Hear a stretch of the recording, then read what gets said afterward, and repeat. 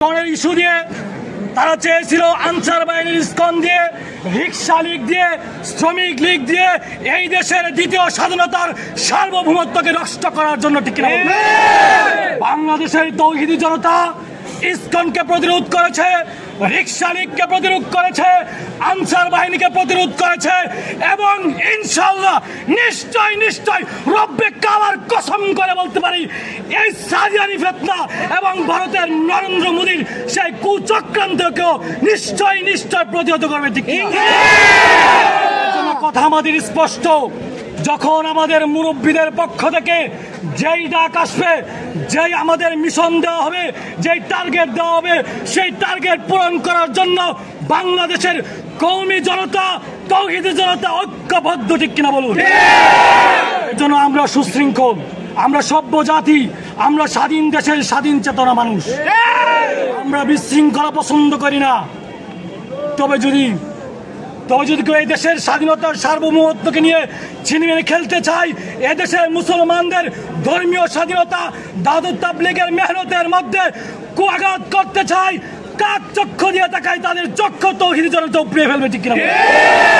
এজন্য আমরা প্রথমে আমাদের জেলা পর্যায়ে ডিসি মহোদয়ের কাছে আমরা স্মারকলিপি পেশ করেছি। প্রয়োজনে আমরা একের পর একে ধাপে ধাপে বাংলাদেশের যিনি প্রধান উপদেষ্টা ডক্টর ইউনূসের কাছেও যাব। ঠিক কিনা বলুন? যদি ডক্টর ইউনূস তাদের ব্যাপারে যথাযথ অ্যাকশন নিতে ব্যর্থতা প্রকাশ করেন, বাংলাদেশের তৌহিদি জনতা 18 জুলাইয়ের পরে যেরকম ভাবে ওই সমস্ত কুলাঙ্গার আওয়ামী লীগদেরকে গড় থেকে ধরে ধরে এনে নিজ হাতে বিচার করেছিল, নিজ হাতে তাদের অন্যায় আর জুলুমের সেই বিচার তাদেরকে আস্বাদন করেছিল, বাংলাদেশের তৌহিদি জনতা ঠিক তেমনি ভাবে সেই কুখ্যাত নরেন্দ্র মোদী ভারতের কসাই এবং পলায়নকারী হাসিনা লীগের সেই কুখ্যাত দালাল সাতপন্থীদেরকে বাংলার জমিনের ঘরের ভিতর থেকে ধরে ধরে এনে নিজ হাতে তাদের বিচার করবে। ঠিক কথা আমাদের স্পষ্ট। আমরা ডিসি মহোদয় থেকে নিয়ে আমাদের প্রধান উপদেষ্টা পর্যন্ত আমরা আমাদের দাবি পেশ করলাম, সময় দিয়ে গেলাম। যদি তারা এই সমস্ত কুলাঙ্গারদেরকে বিচার না করে ফাঁসির কাস্টে না ঝুলায়, বাংলাদেশের তৌহিদি জনতা এরকম গাছের মধ্যে তাদেরকে ফাঁসির কাস্টে ঝুলাবে। ঠিক কিনা বলুন? নাসরুম মিনাল্লাহি ফাতহুন করিব ওয়া বাশশিরিল মুমিনিন। তৌহিদি জনতারা, আপনারা যারা আজকে মুরব্বীদের ডাকে এখানে, নরসিংদী যে মীর মহসিন কুলাঙ্গার, তাকে আমরা শুধু এই নরসিংদী জেলা নয়, গোটা বাংলাদেশ থেকে অবাঞ্ছিত ঘোষণা করা হলো তাকে। তার জায়গায় বাংলাদেশে স্বাধীন সার্বভৌমত্ব দেশের মধ্যে ভারতের কুলাঙ্গার নরেন্দ্র মোদীর কোন দালাল এই বাংলার স্বাধীন ভূমিতে বসবাস করতে পারে না।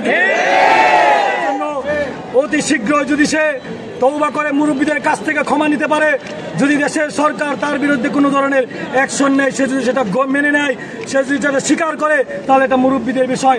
আমরা সাধারণ তৌহিদি জনতা, ছাত্র জনতা, আমাদের দাবি হলো আমরা আমাদেরকে যখন যেভাবে ডাকা হবে, যে কাজ করার জন্য আদেশ করা হবে, আমরা আমাদের নিজের শেষ রক্তবিন্দু দিয়ে আমাদের আকাবিদের আসলাফদের যে রেখে যাওয়া দাওয়াত তাবলীগের মেহনতকে এই বাংলার জমিনে গোটা পৃথিবীতে কায়েম করার জন্য নিজের জীবনের সর্বশেষ রক্তবিন্দু বিলে দিতে রাজি আছি।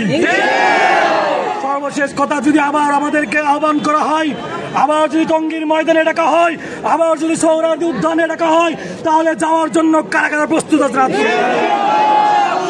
আমাদেরকে তৌফিক দান করুন।